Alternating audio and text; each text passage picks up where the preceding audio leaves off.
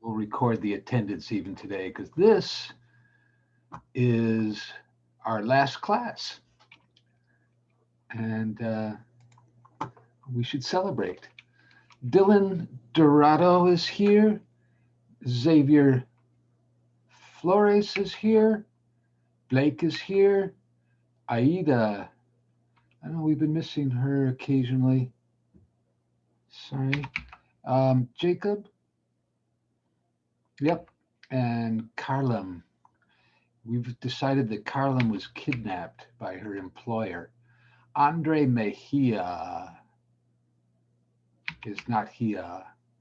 Taylor Milligan is here, I think. Taylor? Usually she's here. I don't see her now. Oh, yeah, I do see her.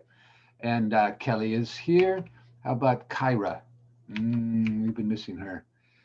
Mary is here as always. Roberto is here. Carla, it's not. Leonardo. We're missing. Oh, no, you're here. I take it back. Maria. Not. And Santi. I do not see Santi. Kaya.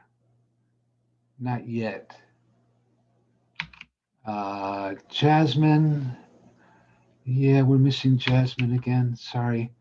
Jadzia is not here. Okay, that's unusual. She's probably just late. And there's Kaya on cue.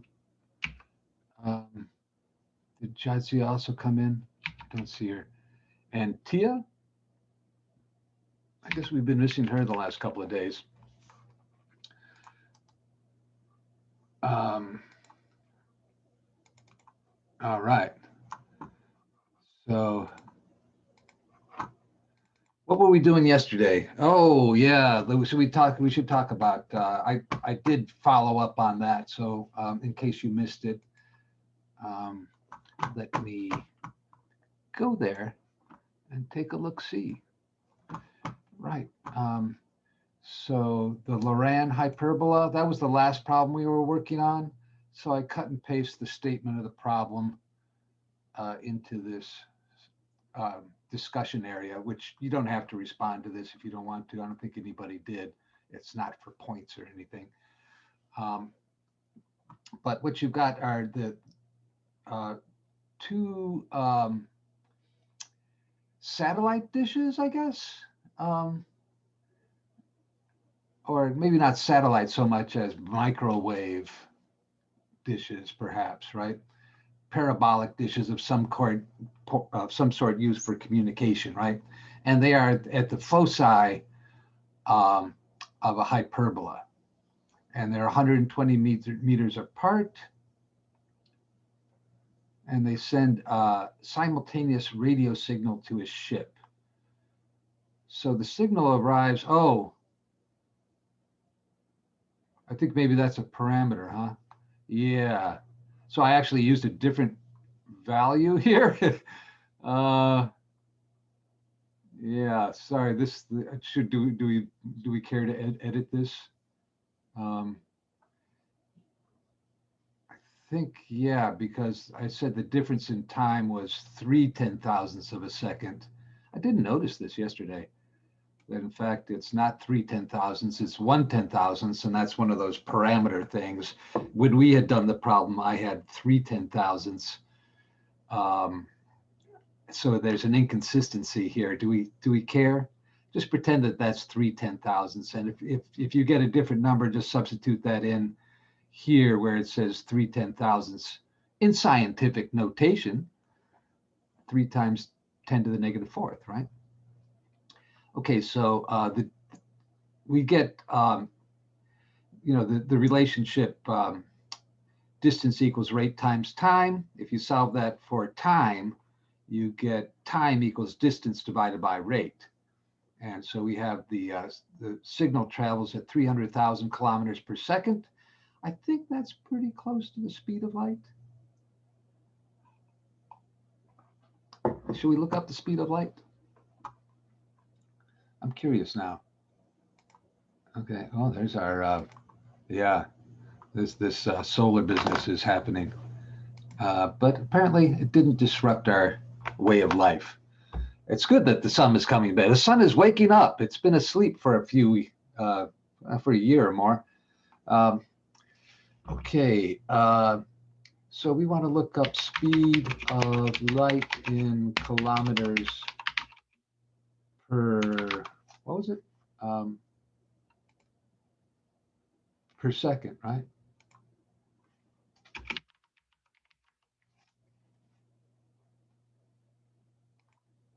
Just follow the first one. I don't know, space.com. Yeah, so they rounded up, which is a bit of a problem because the speed of light in a vacuum is apparently a constant, but you cannot travel faster than the speed of light. And so here in this problem, we're actually, well, at COD, our motto is to round up. We round up. And so we get to travel it faster than the speed of light.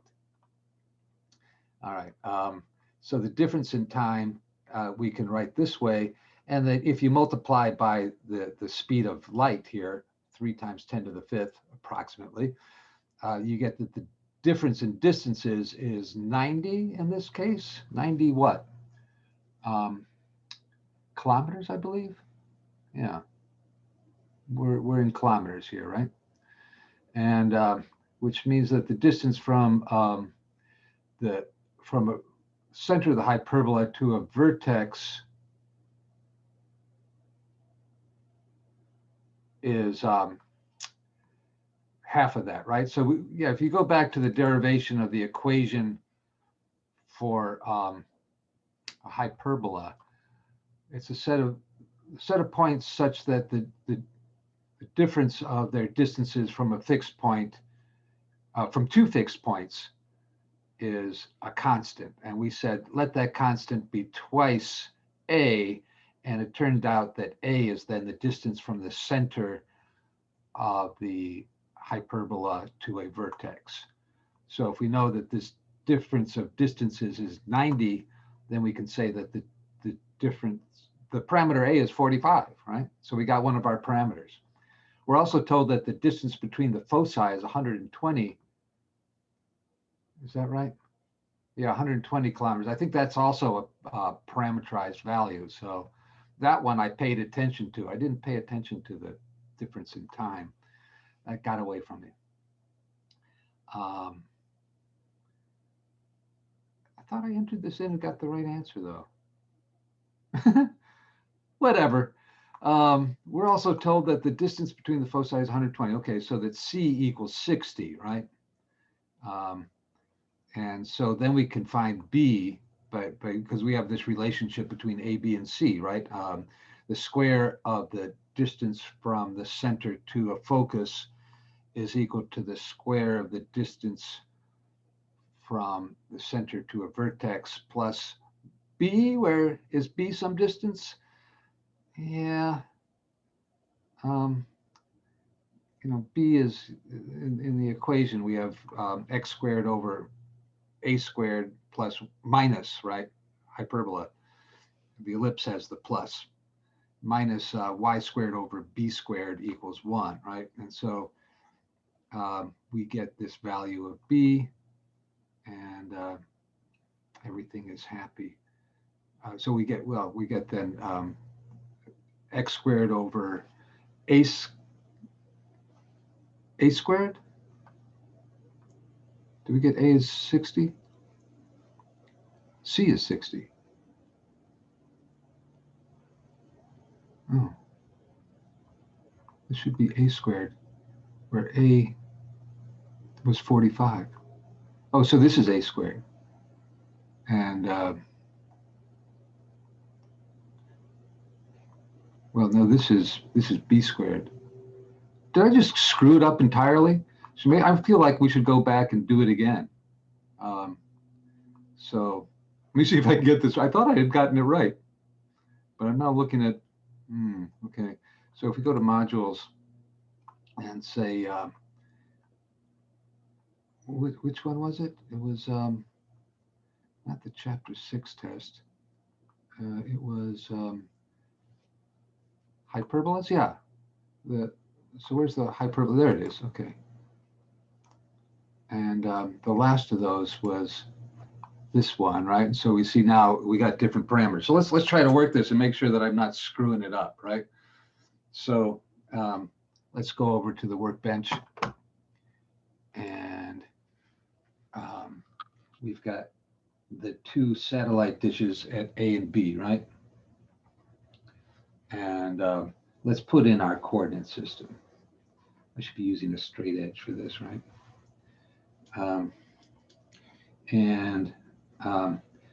So I almost want to erase that and start again because they're too close together, right? But let's suppose that the vertex is here, and so we've got, we can just use this sort of schematically, right? So this is one branch of our hyperbola here, right?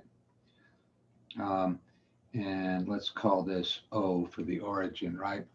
So AB, we're told, is 140 kilometers, and the signal from B arrives right. So we're here.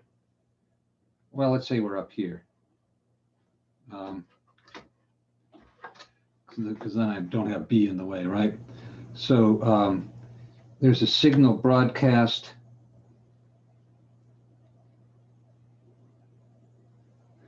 Yeah, simultaneous signals, right? Broadcast from B and A.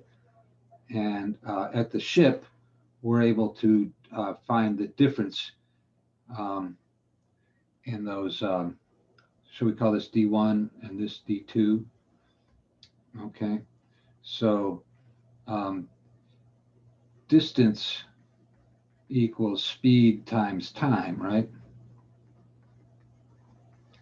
So we're going to say T1 is the distance D1 divided by the speed 3 times 10 to the 5th kilometers per second, right? That's the speed of light, and that's the same. That's not a parameter. That's rounded up. And T2 is going to be equal to D2 divided by 3 times 10 to the 5th. And we're told that, so which one is the longer one is D1, right? So T1 minus T2, we're told is 3 times 10 to the negative 4th, 3/10,000ths of a second. Must have very delicate machinery detection devices to measure that, right?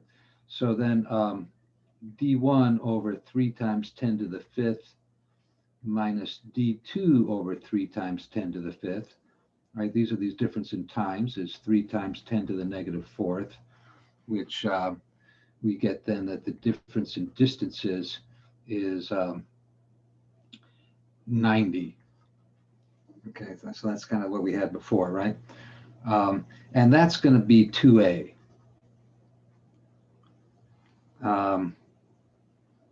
Okay, so we know that B is at C0 and A is at negative C0, right? And this is at XY.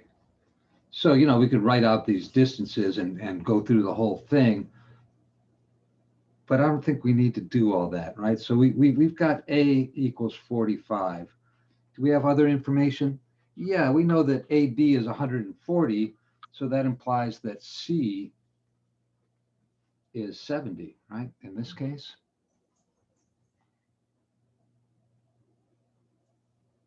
All right, so we have A is 45 and C is 70.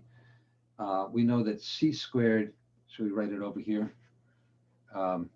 C squared is equal to A squared on a hyperbola, right?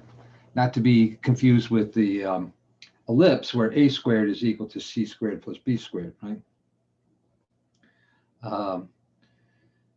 Okay, so that means that we can compute B squared is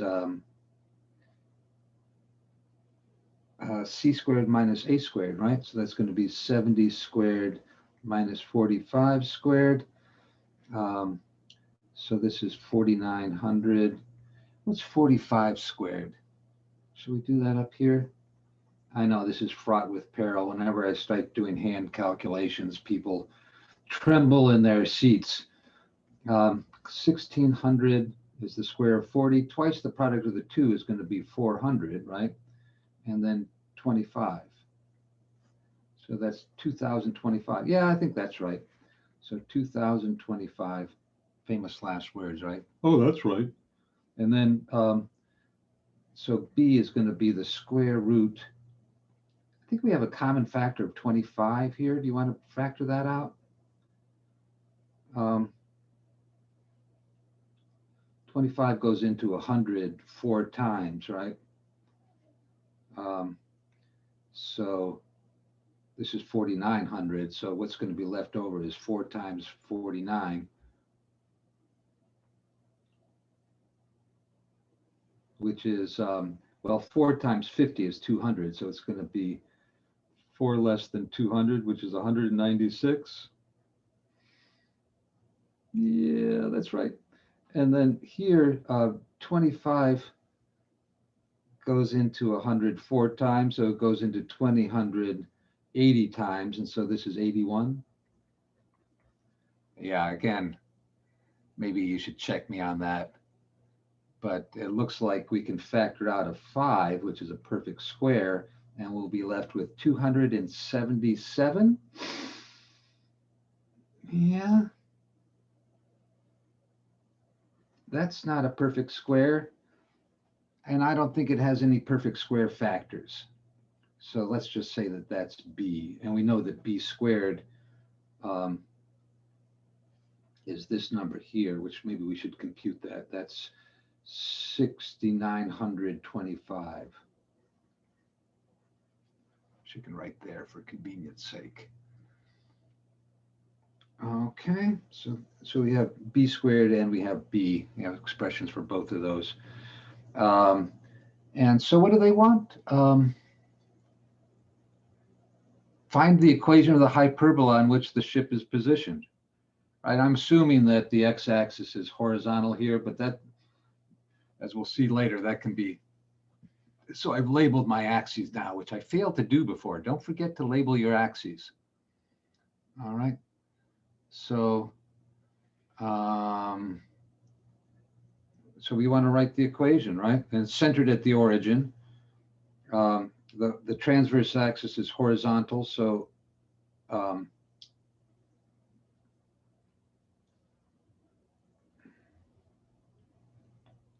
A goes with the x then, right? So we're going to have, let's write it over here. X over A, which is 45 squared, plus y over B, which is 5 square root of 277 squared, is equal to 1. Oh, sorry, minus, right? I'm sorry, no dogs on campus? Can I? I think the mailman has dared to deliver the mail.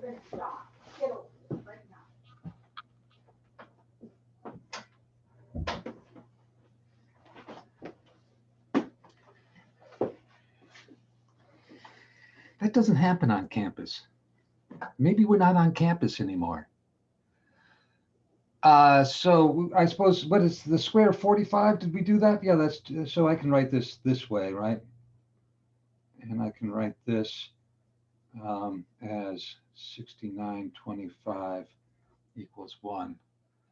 Okay, so I think that's what I'm going to enter in here and hope for the best. So here goes nothing. Shall we, yeah, zoom in here a little bit? All right. And I'm going to enter in x squared divided by 2025. There's the pretty type on the right, minus, it's a hyperbola, right? Y squared over 6925 equals 1. And resistance is futile, so we submit. And we got it wrong. Damn. I hate it when it's wrong. Use the coordinate system where the origin is the midpoint between the stations and the stations lie on the x-axis. That's what I was thinking, right?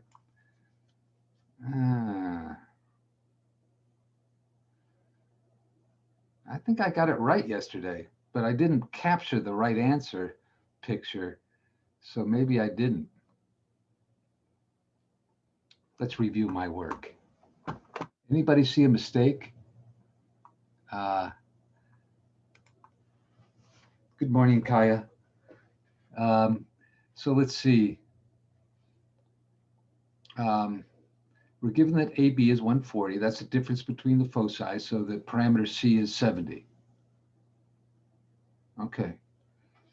The signal arrives at B. The signal from B, sorry, arrives. Sorry, let's go back. Well, I'll just read it here. 3/10,000ths of a second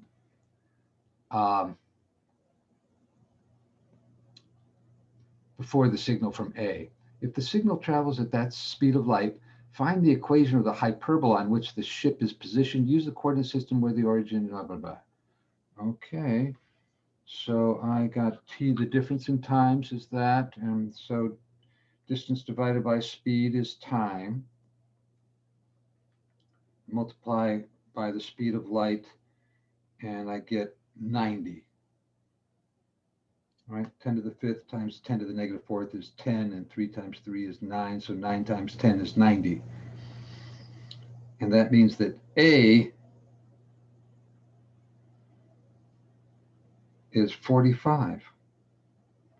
The square of 45. Maybe should I use a calculator to check these computations? I think I did them right, but oh, my calculator is not showing. Where's the calculator? Did I reboot or something? When I reboot, I lose my calculator. So I think that may be what happened. Let's go grab it.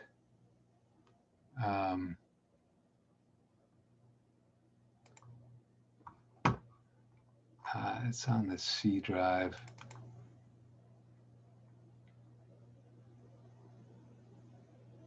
All right.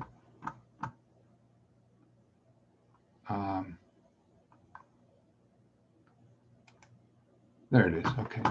So let's clear that out. And 45 squared. Yeah, that's right. And so 70 squared minus that, right? So I'm not even going to trust my 4,900 and say minus the previous answer is 28.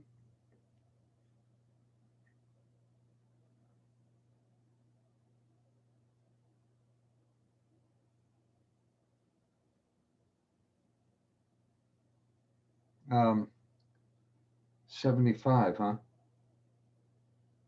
So B squared. I think I added when I should have subtracted. Do you see that now? I'm just realizing. Yeah, addition, subtraction. What's the difference? You know, physicists don't care. Why should mathematicians?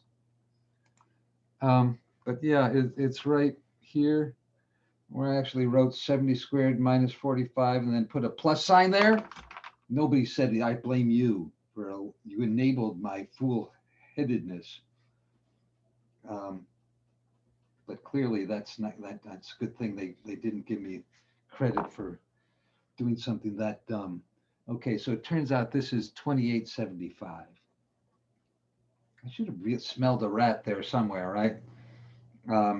Now that is divisible by 25, and I'm not going to trust myself. I'm going to use the calculator. If I divide that by 25, I get 115. Okay, so this is 115, and I think that's what you get when you subtract here instead of adding, right? So I actually had these numbers correct, but yeah, 115. Okay, but we don't really care what B is because we're just going to use B squared, which is 2875. So that's this number here.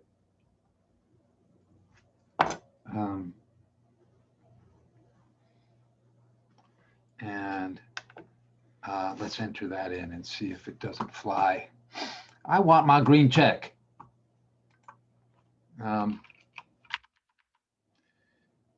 It's 7. All right, it's got a nice pretty type over here. All right. The green check. Fields of wheat stretching to the horizon. All right, any questions about that? Okay, so the other one, yeah. If you see something, say something. You gotta, trust me to do it right, but verify that I'm not screwing up. All right, so if we go back, okay, I think well, it was actually this problem here, right? So, this is yet another parameterization, right? So let's go ahead and work this one out. I worked it out, but I think maybe, doing penance from yesterday would be a good thing. So let's do that one. And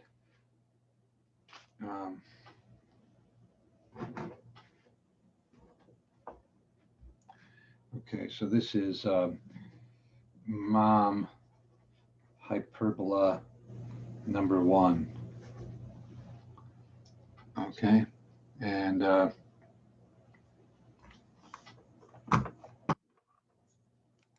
we are given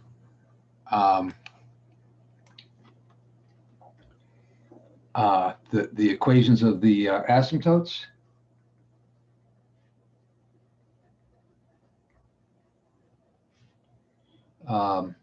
And that's y equals 5/9. These are parametrically created, right? So you'll probably get something else, right?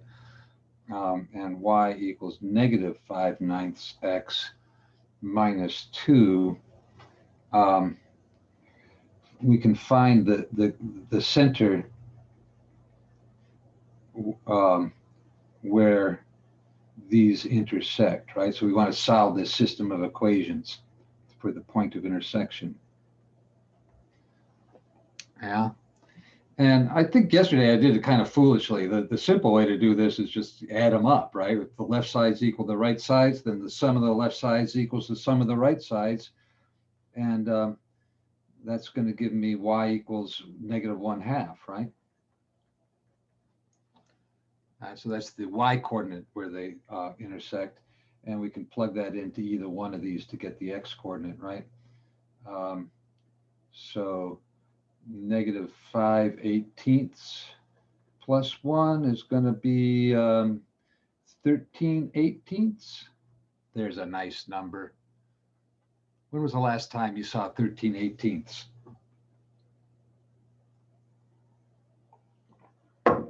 So the center is, and those are the parameters HK generally, is 13/18 is x, and negative 1/2 is y. What else do they tell us? The transverse axis has length 16. The transverse axis has length 13. So that implies that, 16. That's good. A nice even number. Where did I get I had 13 on the head from the x coordinate there.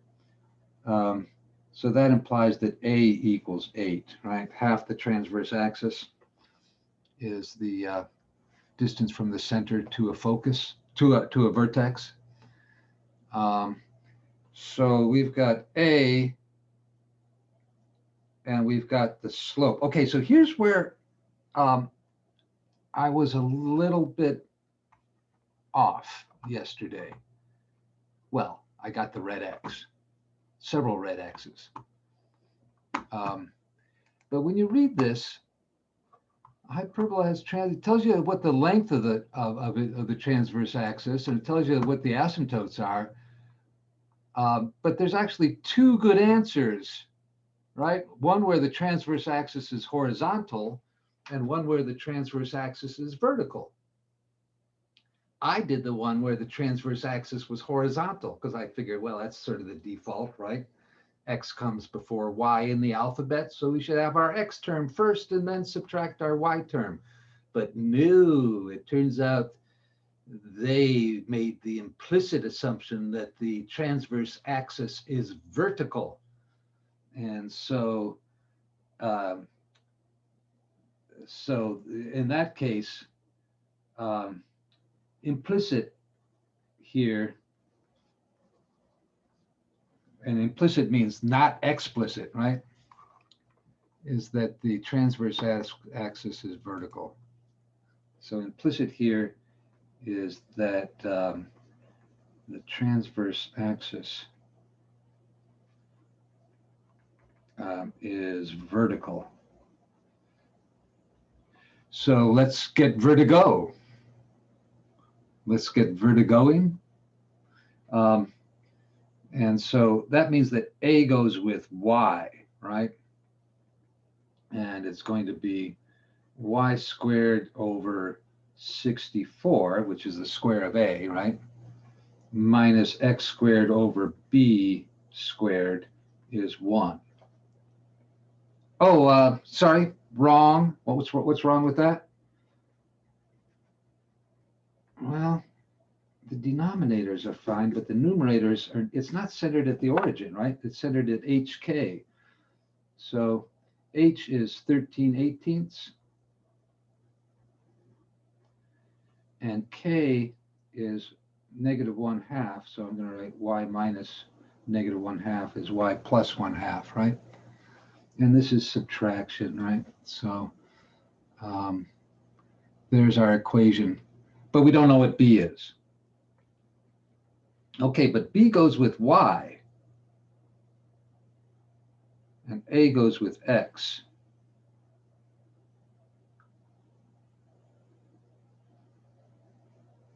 So the ratio B over A is the slope of the asymptote, which is 5/9, assuming they're positive, right?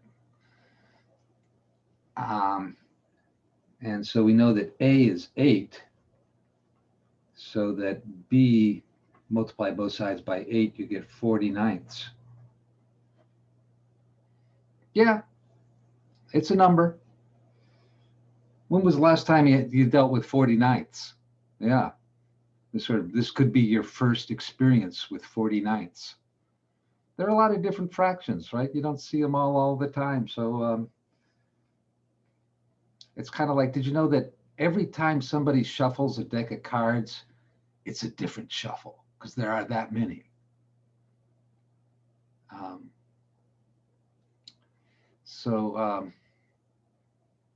Yeah, 40/9.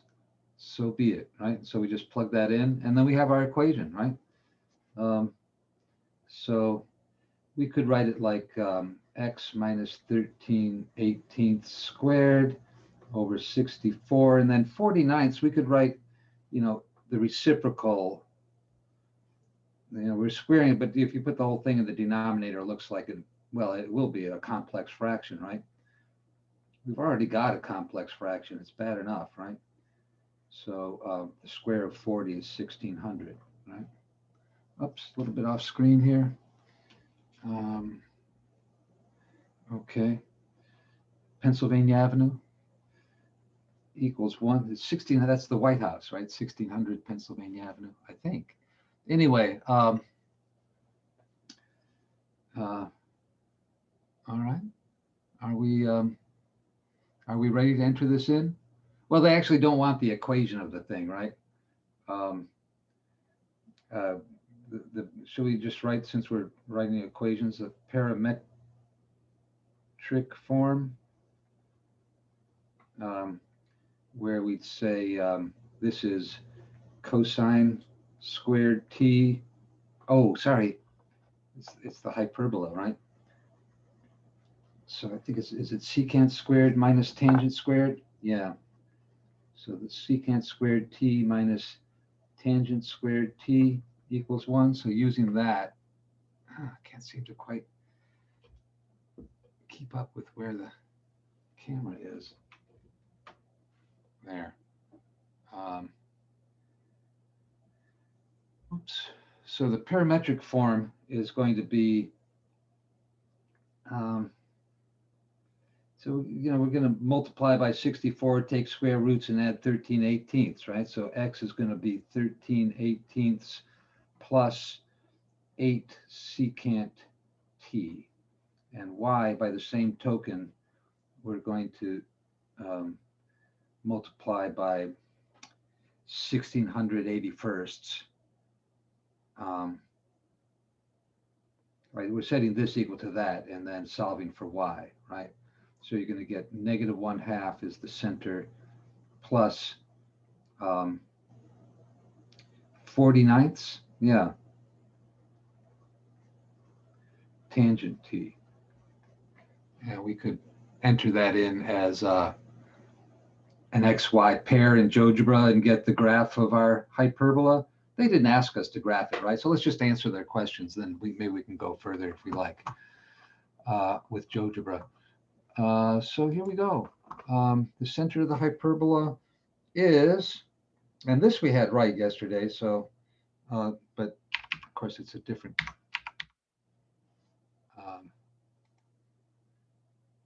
set of numbers. Negative 1/2. All right, and the focal length.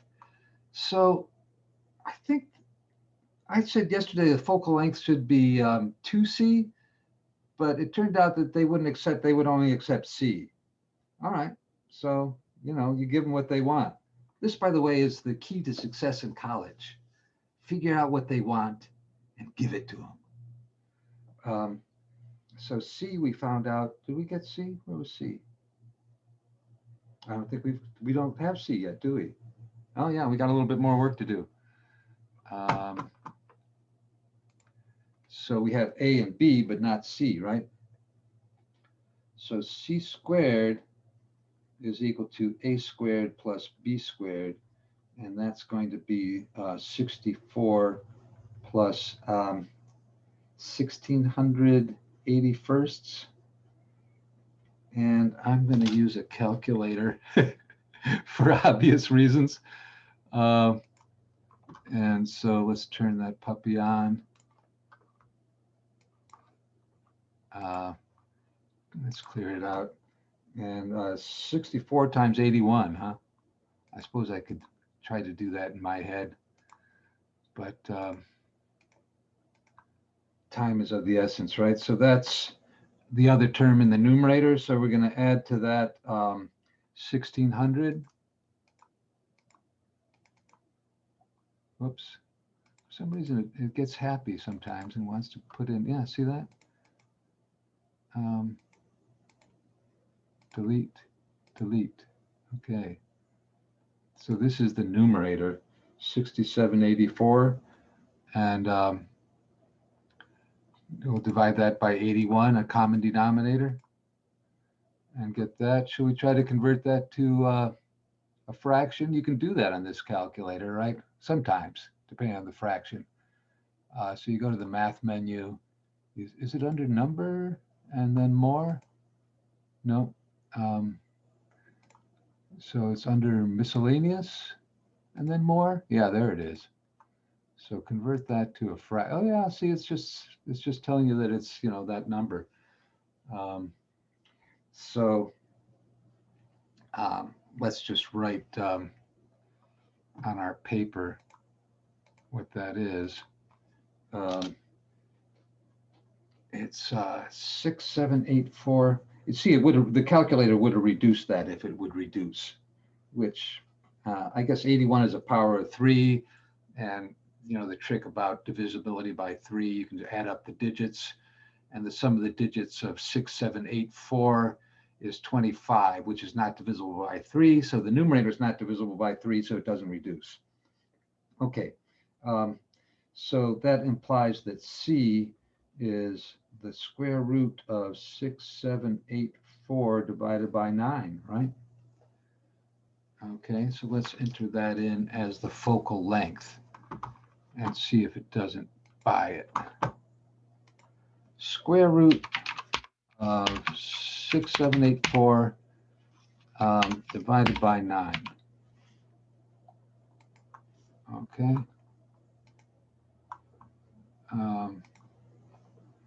And Microsoft is harassing me. Stop it. Okay.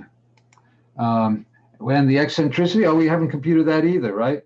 Well, the eccentricity is C over A, right? And A is 8. So it's going to be this number divided by 8, right?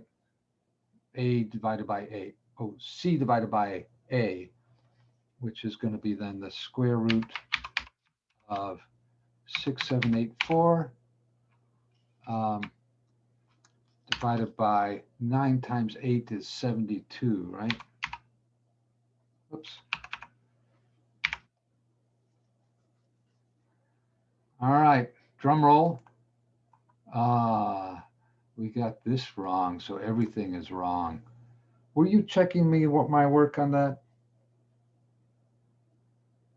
18 minus 5 is 13, right?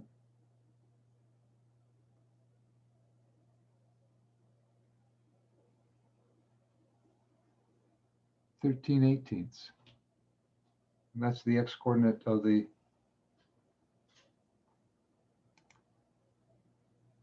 I like the negative 1/2, right? Is the y-coordinate. Why wouldn't it like this?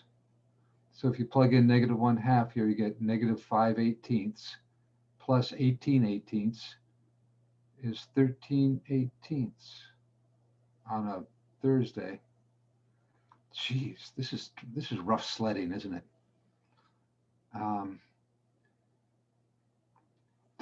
What happens if we plug in?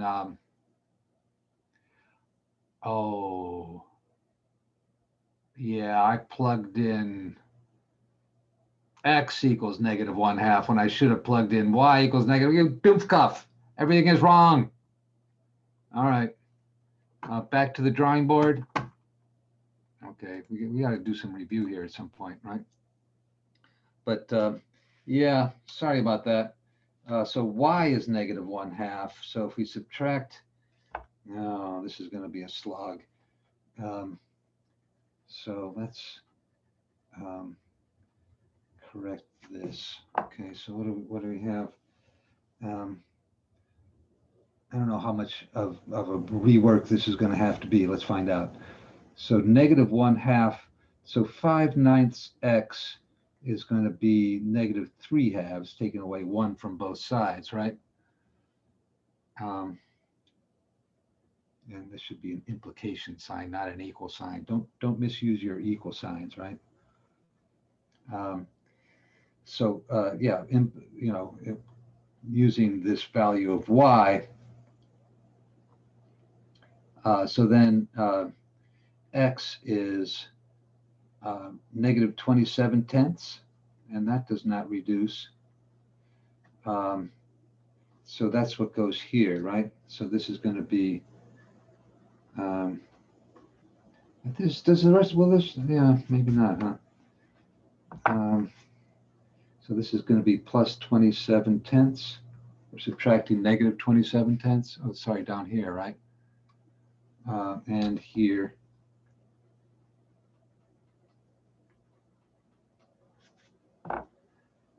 Plus 27/10. When was the last time you dealt with 27/10? Okay. So the transverse axis is still 8. So we have b over a.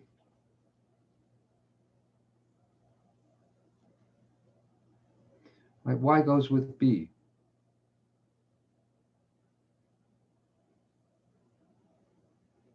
So the slope is b over a.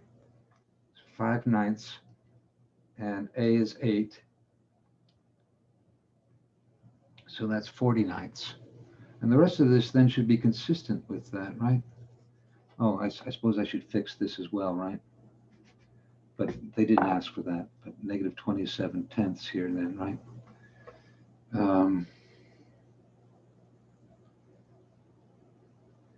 So maybe I have this upside down.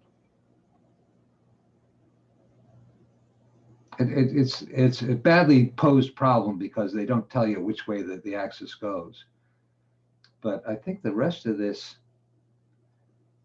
sort of depends upon whether it's B over A or A over B. Well, let's suppose that it's horizontal, because I think the rest of these numbers are independent of what H is, right? So it doesn't matter what H is as far as what A and B are, right? That's just a horizontal shift. And I suppose I should fix it here as well, right? Negative 27 tenths. Okay, I think I have these consistent now. So let's suppose that it's A over B is 5/9. What would that mean B is? Well, A is 8, right? So that would be 72/5. Oh, God, this is going to be a big rework here.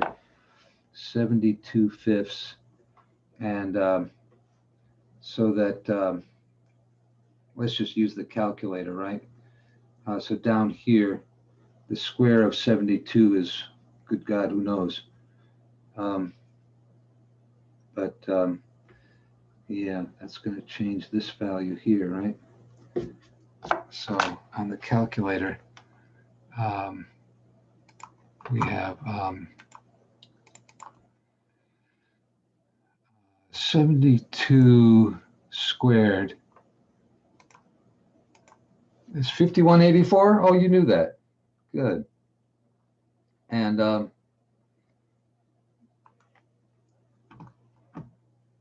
so we're saying B is 72, so that's going to be 5184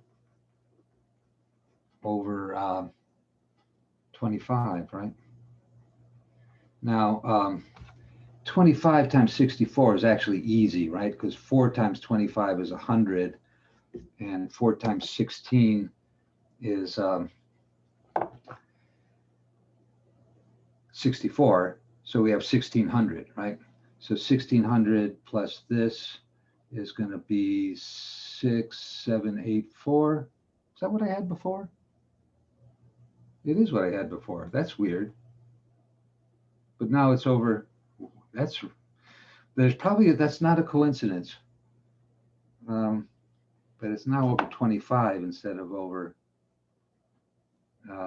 So this will be C. It will be over 5. So that's not a lot to fix. Let's do it and see if that does the trick. So we have this to fix. This is now negative 27 tenths. And we're going to try this over 5. And then the eccentricity is that over 40, right? Because yeah.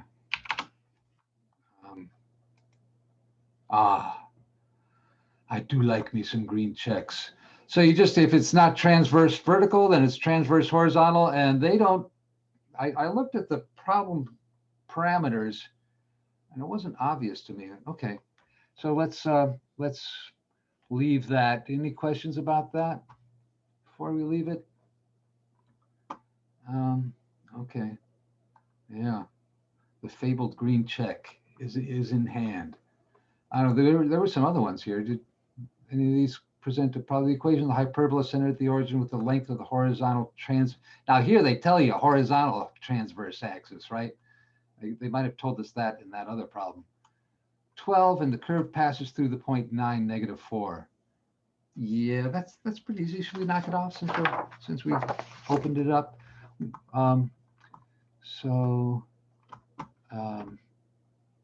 I guess I want to go here. And I've got a new page. So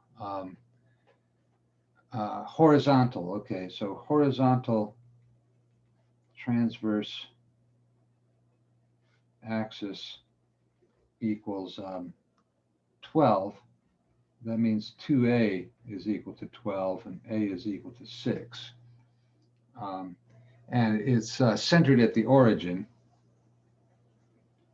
And so we can say it's horizontal, so it's x squared over 36 minus, it's a hyperbola, y squared over b squared. We don't know b squared yet, right? But we do get another piece of information, right? The curve passes through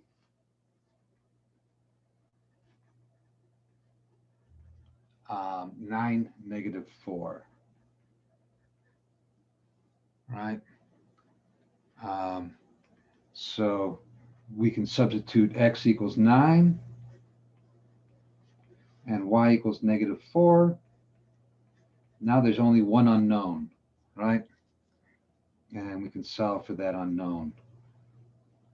So 36 81st from 81 81st, or we can say 81 minus 36 is 55. So 16 over b squared is 55 81st. Is that true?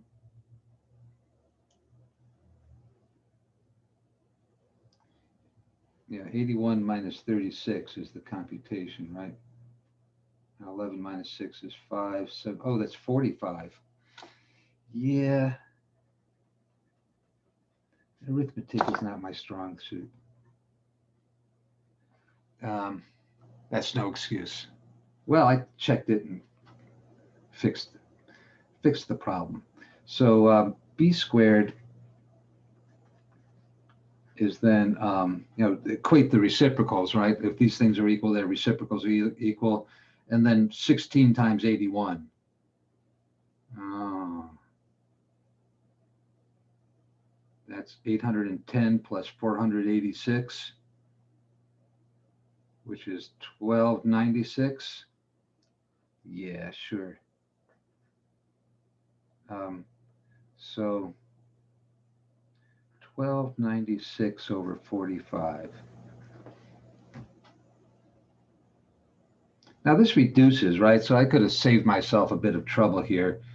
These are both divisible by 9, right? So I could have said 16 over b squared is equal to 5 over 9. That would save me a bunch of trouble, wouldn't it?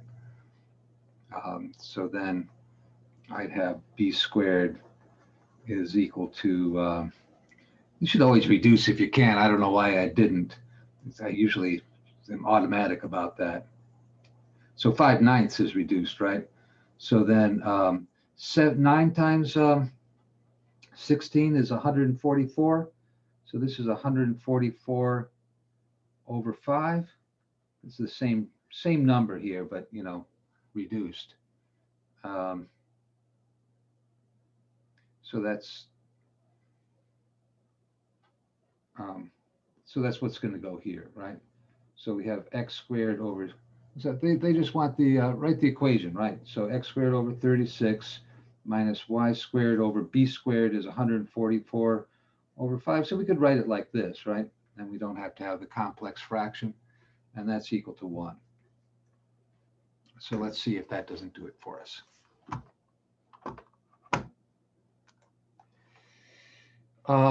X squared over 36 minus 5y squared over 144 equal to 1. Submit, and we got it wrong. Yeah, a little hasty maybe. So I think we got A correct. We probably did something wrong here with B, right? So I reduced correctly. Oh gosh. So we plugged in 9, -4 for X and Y, right? And we got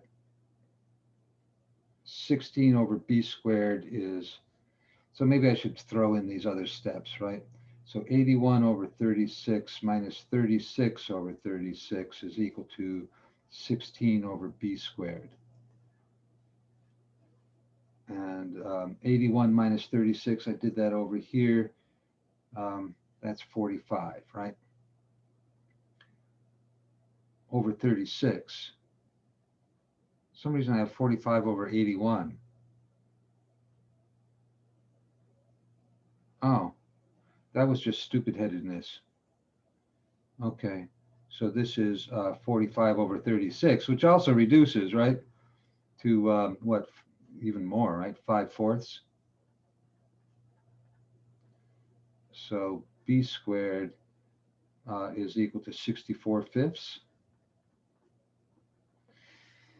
If at first you don't get the right number, try again. B squared over, yeah, so I'm just equating reciprocals. And so I have 4/5 times 16. 4 times 16 is 64. So, so I got the 5 right, but this should be a 64 down here. Okay. A lifelong struggle with numbers. And let's then enter that in and see if it doesn't pass muster. 64 down here, right? Really? Write the equation of the hyperbola centered with the length of the transverse axis 12. It's horizontal, right? Which means that x goes with A. A is 6, half of the transverse axis. And it passes through 9, -4. I don't know. Well, yeah, so if I'm having trouble with these, I imagine you are too. So I guess this is time well spent, but it is chewing up a bunch of time. So we're saying it passes through 9, -4, right? So this is my XY pair, and I'm taking X and plugging it in. That's 9. Y is -4, plugging that in, and getting an equation with only one unknown here, which is B, right? So I solve for B, which, you know, I'm swapping the sides and then adding but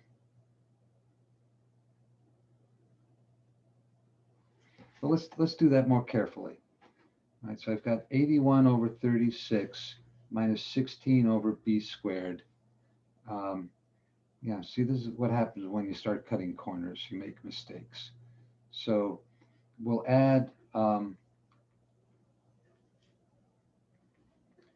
16 over b squared to both sides, and then we'll subtract 1 from both sides. 1 is 36/36.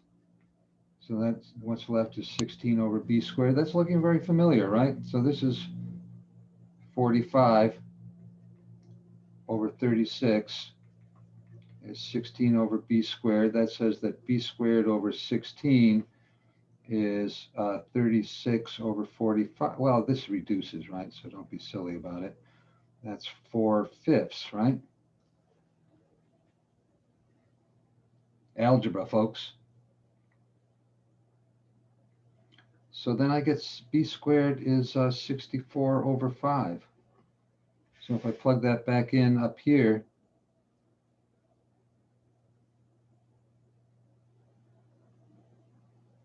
I don't see why that's wrong. Do you suppose they want me to put it like, this would strike me as weird, why they wouldn't, but sometimes you kind of have to coax. So b squared is 64/5, right? So I'm going to sort of put it in like that, right? Oh, I didn't notice that I was missing a square here. I think that might have been the problem, right? Somehow I erased the square. Oh, was that true before? So let's try it just what I had before. I think I just was missing that character. Ah, I was just missing a character. So picky, these computers. They should know what I mean. Yeah. Okay. Well, um, uh, do you want to do this one too? Um, it's not much of a review. So maybe we should talk review for a bit, and then if we have time, we'll come back and do this one. So reviewing, um, chapter 2, we could go to the text and look at chapter 2. Where's the text? It is here. Oh, is the calculator still showing? All right.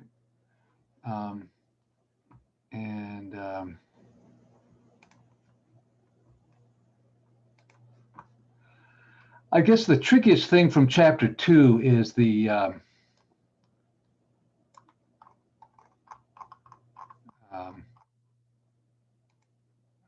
we go to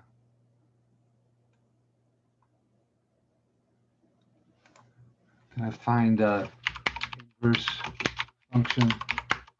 That's what I'm saying. There's 220. Okay, so go to page 220. All right. So one-to-one functions and inverse functions. Why did we need to study inverse functions? Well, because we have the inverse trig functions, right? So those are kind of the tricky ones. And where do we get the inverse trig functions? Well, that's in chapter 5.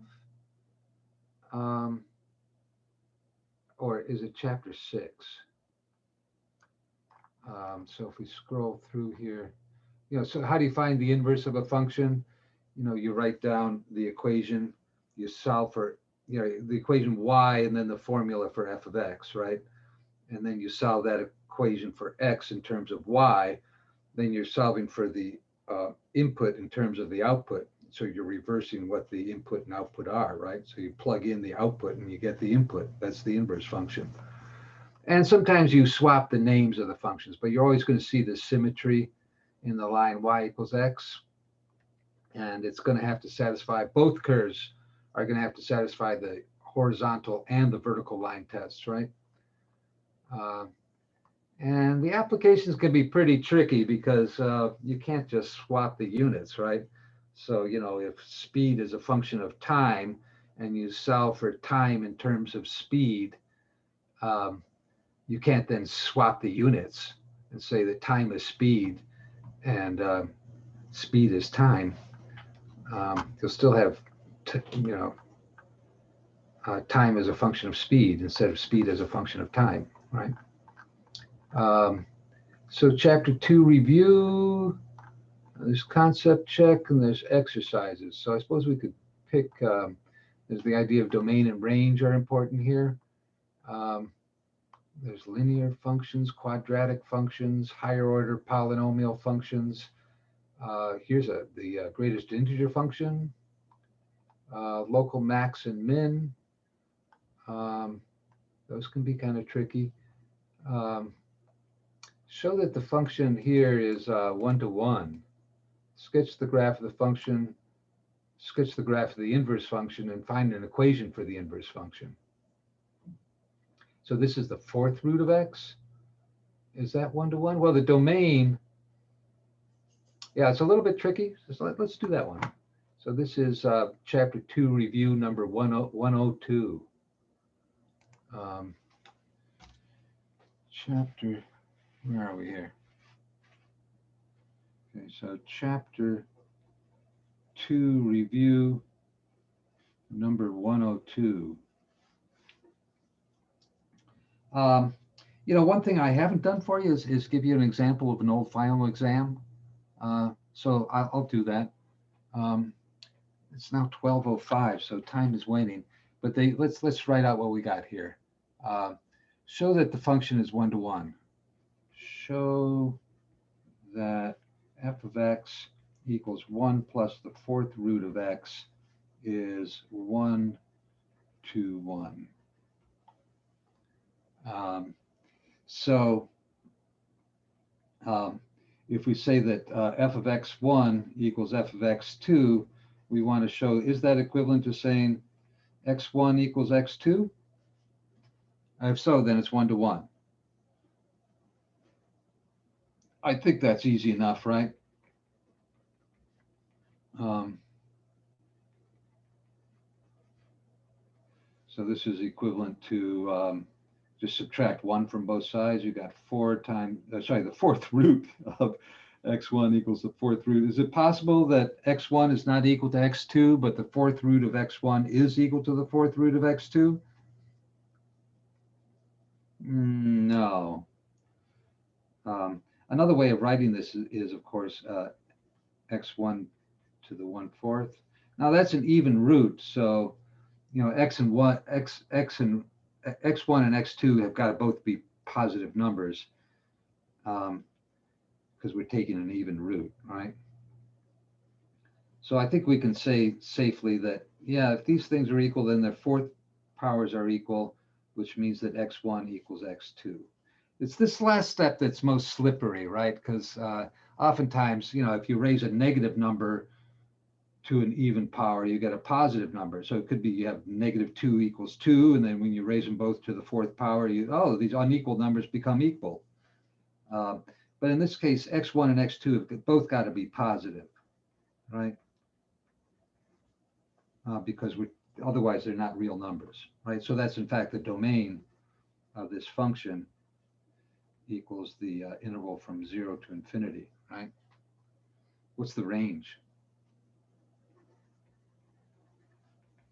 Well, that's going to be the interval from 1 to infinity, right? You get 1 by plugging in 0, and anything else you plug in is going to be bigger, and you can make it as big as you like. So part B, sketch a graph of the function. For that, you want to make a table of values, right? Anytime you're sketching a graph, a table of values is good. So we said, yeah, f of 0 is 1.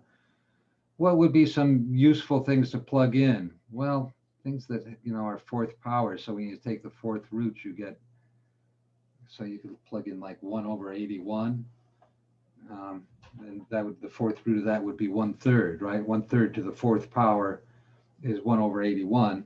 So you get a nice rational output, 4/3, right? 1 plus 1/3. How about 1/16? That's bigger, right? And the 16 is 2 to the fourth. So the fourth root of 16 is 2, and its reciprocal is 1/2. So you're going to get 3/2. Of course, at 1, you're going to get 2. And what's the next sort of simple number to plug in? Maybe 16, right? At 16, the fourth root of 16 is 2, so you're going to get 3, right? So this thing rises rather slowly, but all the action is in the first quadrant. And we start out at 1, 2, 3, and we want to count out to 16, really? Well, let's not, right? In fact, the 1/81 and 16 are on radically different scales, right? So maybe we'll just, well, we could plug in the 16 here. And then the output is 3. And so where is 1? Well, here's 8. Here's 4. These are perfectly evenly spaced hash marks. So 1 is here, right? And 2 comes from, oh, sorry. That should be, if x is 1, then y is 2, right? And x is 0. So we want to connect these 3 points with a nice smooth curve. It looks like the upper half of a sort of sharply, it's not a parabola, right? It's flatter and steeper than a parabola would be, right?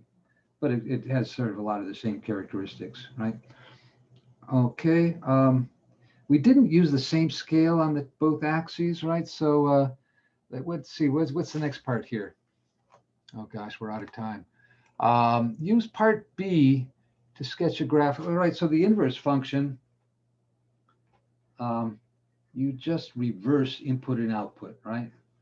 And this is perhaps the, the trickiest thing about functions is this nature of a function and its inverse. But yeah, I can just take the data values I have, these x, y pairs here, and swap x and y, and I've got a table of values for the inverse function, right? So 3/2 would map to 1/16, 2 would map back to 1, and 3 would map back to 16. And if I were to plot those on here, well, you wouldn't quite see the nice symmetry because I didn't scale the axes the same way. But so in 3/16 is going to be like up here somewhere, up here. So I should maybe make a, well, we can do it in GeoGebra, huh? How about,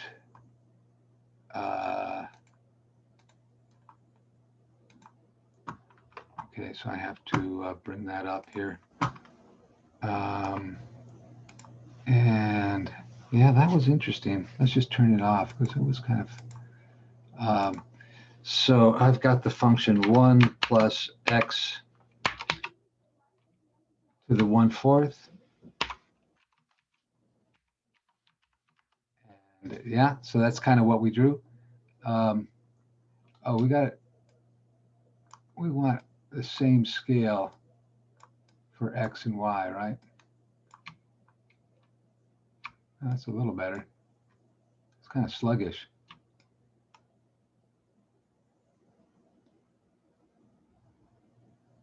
Okay, and so the formula for the inverse function, we didn't quite work that out, did we? So what are the steps? Write y equals, so to find the formula for f inverse of x, right? We found a table of values, but so we write y equals 1 plus x to the 1/4 and solve for x, right, in terms of y. So x to the 1/4 will be 1 minus y. Sorry, y minus 1. Guess and check. This is the Helen Keller method of Helen Keller, one of my personal heroes. So this is then x times is equal to y minus 1 to the 4th power. So you raise the left side to the 4th power, you raise the right side to the 4th power. That means, putting it in parentheses. And so f inverse of x, we'd swap the variable names, right? And so back in GeoGebra, we'd write x minus 1 to the 4th power. Oh, well, we don't quite get the symmetric image, right? And why is that? Well, because it's not obvious in this formula that the domain is restricted, but it is restricted, right? The domain of this function is, since it's the inverse function, it's got to be the range of the function, which is 2 to infinity. So I'm going to say here, if x is greater than or equal to 2, then use this formula.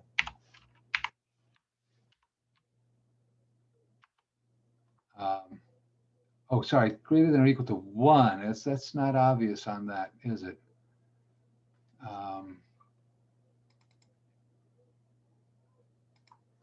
Yeah. I was just looking at the graph and yeah. Should we zoom in on that a little bit? It doesn't look like it's getting down to 1, does it?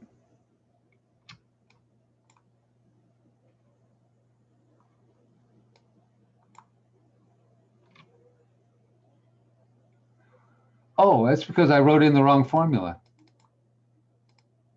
Yeah, that should be 1. Typo. Okay, yeah. So now we see the symmetry through the line y equals x, right? Right, because we're using the same scale for each one. Okay, was there another part to that? Here we are. It's like the Roadrunner cartoon where the coyote runs off the cliff and doesn't realize that there's no more ground to walk on until it's too late.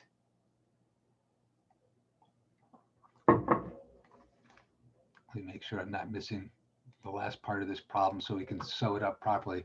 Find an equation. Yeah, we did that. Okay. And so we went a step further, which is to graph the two things together, showing the symmetry through the line y equals x, right? And so the same thing applies to the sine and cosine and tangent functions, but we have to restrict the domains appropriately. You remember all that? And when you should be fairly conversant with solving using inverse functions to solve triangles, right? So let me post up an example of an old exam for you. Any questions before we quit? I'll do that immediately after class. And then I do have office hours tomorrow between 10 and 11. So if you'd like to discuss anything with me at that time, I will be available. This afternoon, I'm in the Math Science Study Center between 2 and 4. So that's another opportunity. We're now 6 minutes over. So can you remind us when the final is one more time? Yes, the final exam is Thursday, a week from today, from 10 to 12. Now, what I said to people is that I'll try to get there a little bit early. You don't have to be there early, but I will also keep it open until like 1 o'clock, right? Because things are a little weird right now, right? There are distractions you got to fight through, and there are extra things you got to do like scan and load, and all of that takes more time than would be. If you, I suppose it takes time to drive to school, right? But then you're away from the distractions, and you don't have to do the technology, right? So, all right, everybody. Professor, Yeah. I was gonna ask you if you could post the recording for today. My internet, I had to reset it. It was acting kind of weird. Okay. Yeah. Um, I will be glad to post the recording as soon as I have it.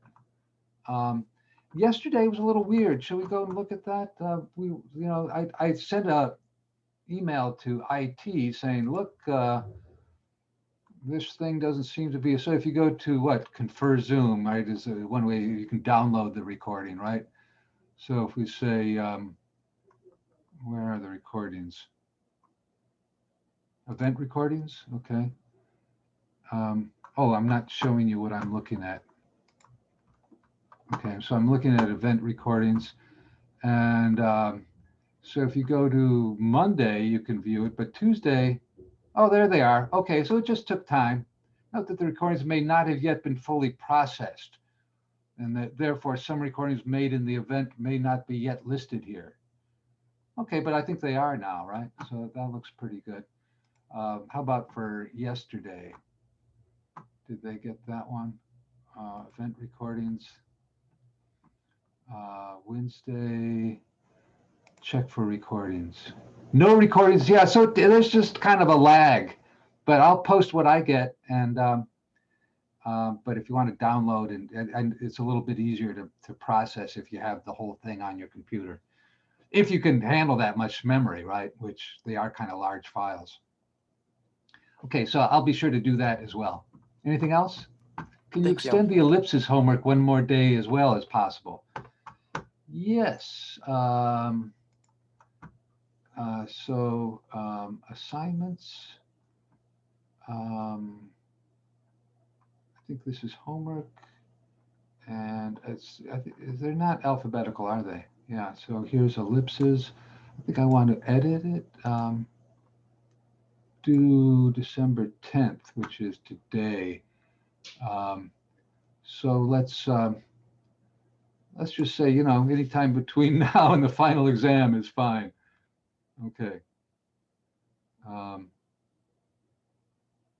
Should we do the same thing with the hyperbolas? Yeah, I was just about there anyway, wasn't I? Okay. Anything else?